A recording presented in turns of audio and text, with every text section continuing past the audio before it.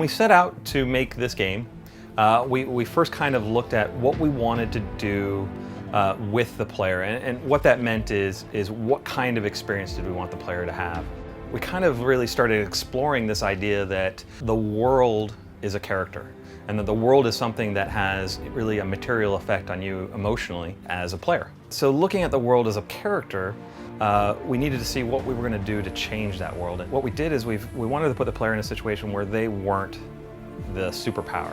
You know, in Modern Warfare, previous games, you've always been part of this superpowered, you know, army. You're the big dog. And so with this game, we wanted to actually have the player sort of be the underdog, be the resistance type guy, going up against a big superpower. As we were going along this process and determining how we were going to have this world be a part of the character's life, we kind of settled on the idea that the character, the player, would experience the event, and then we would sort of move forward in time about 10 to 15 years.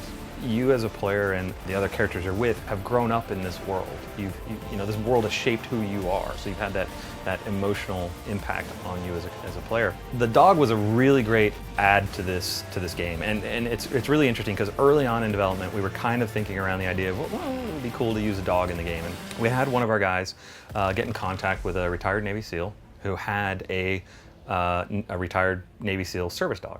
And we brought them to the studio, and they came by and they visited, and told us basically everything about how they're used and how they are treated as part of the squad, and their equipment and their, you know, the tech that they're used, and it blew us away. After that meeting, we knew we had to put a dog in. We do want to continue to make that cinematic experience. We want the player to be sitting on their couch, sitting in their chair, playing a game that is so cinematic and so immersive that they feel like they're actually in a movie and forget sometimes maybe that they're you know, sitting with a controller in their hands. We use gameplay drives tech as a pillar, but at the same time, I think we have to define gameplay, and gameplay is not just some kind of, you know, special level mechanic. If you bounce up and hit a rock, you know, something comes out of it. You know, it's not gamey gameplay.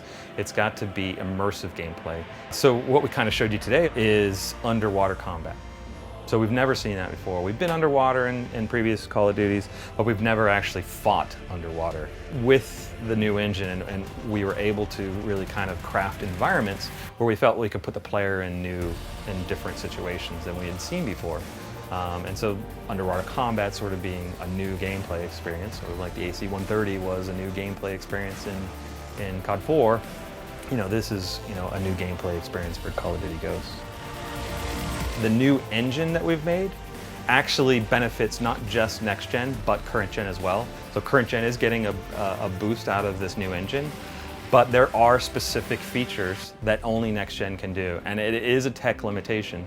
The primary one, and this is the one that we showed off today, was advanced tessellation. It's something that only the next gen tech is capable of doing, and so that displacement mapping and the sub-D, those are all basically advanced tessellation techniques. What's between me and the game? What's between me and the imagination just kicking in and taking over? I think that the graphical fidelity that we're now bringing with next gen is thinning that barrier even more.